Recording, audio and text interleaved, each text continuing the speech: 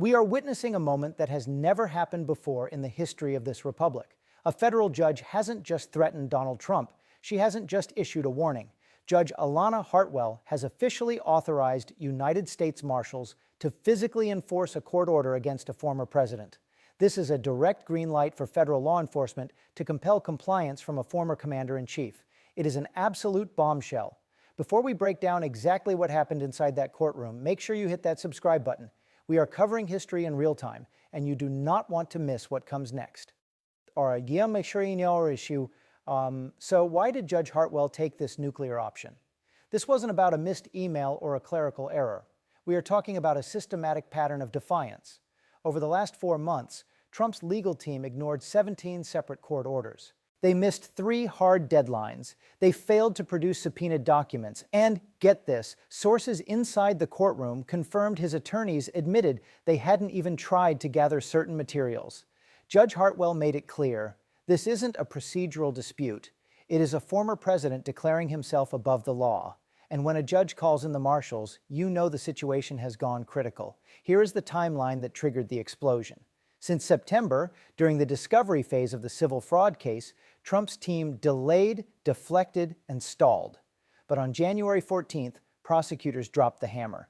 They presented irrefutable evidence that Trump's team was withholding over 40,000 pages of financial records proving real estate valuations contradicted sworn statements. But it gets worse. This wasn't just laziness, it was active obstruction. On January 15th, during a closed hearing, Judge Hartwell reviewed evidence that was frankly shocking.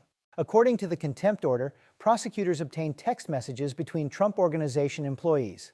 November 7th, a message reads, "They want these before Friday," followed by a directive to get them out of reach. November 9th, a follow-up asks if it's done. The reply, all clear. On November 8th, just 3 days after prosecutors asked for these specific files, Trump's team moved 43,000 pages of records to a storage facility in Florida outside the immediate jurisdiction.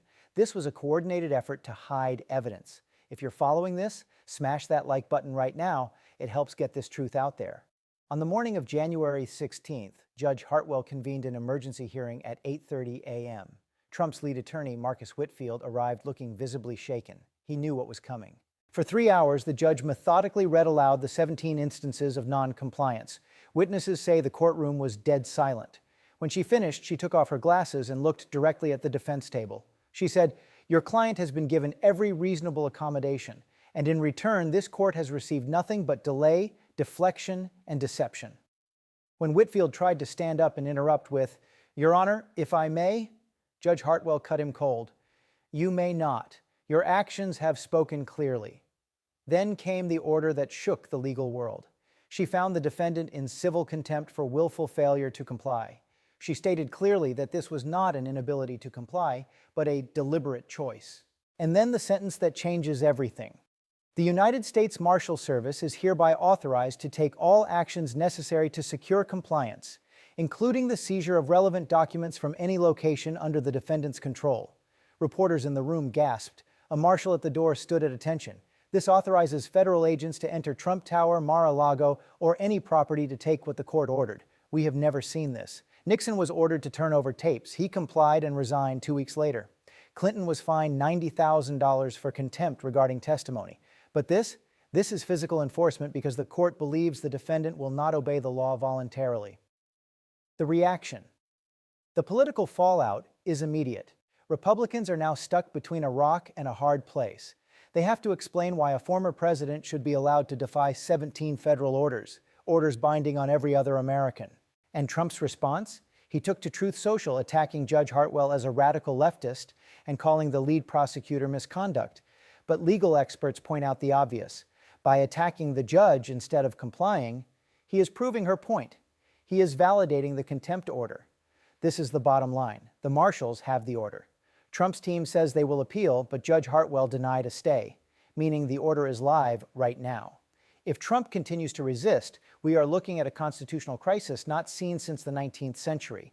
Executive defiance meeting judicial force. This isn't just a legal battle anymore. It is a test of the American experiment. Does the rule of law apply to the powerful? We are about to find out. I want to hear from you.